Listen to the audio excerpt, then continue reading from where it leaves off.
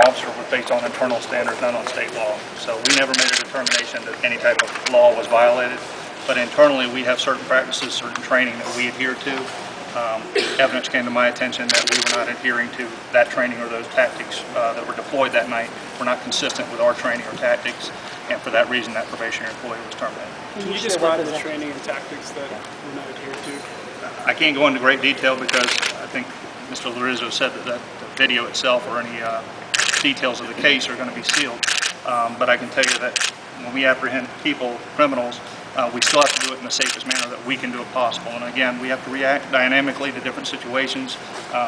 We can't have a rule book on every situation, but in general, we have to be careful when we drive a vehicle, when we operate a motor vehicle or any other apparatus. And we made a determination, I did specifically, that it didn't meet our internal standards or policies for a probationary employee. Are you going to be changing policies due to this incident? Well, we're an accredited agency. We're accredited with CFA. Part of that accreditation process is that we constantly review policies and tactics, and we want the best practices. So we will be reviewing that. I'm not telling you we're going to change it, but we're going to look at it, and if there needs to be tweaked or adjusted.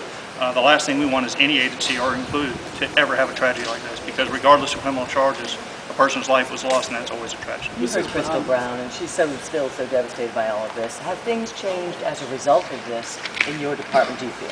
I think things are changing for a positive. I can tell you that initially, within 48 hours, I met with Mike Williams. He's the president of the West Volusia chapter of the NAACP. Very good man. We've had open discussions. We've been in constant contact with each other. We started an initiative at a group involving Mike Williams, some other community leaders, especially in our African American community.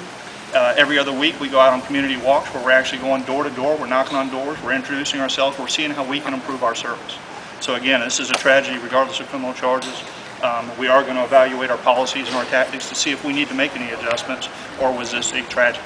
What have you learned on your door-to-door walks? Actually, they've been very positive. I'm not going to tell you we haven't had any criticisms, we have. But overwhelmingly, it's been very supportive. It's been a good learning experience, to be honest with you.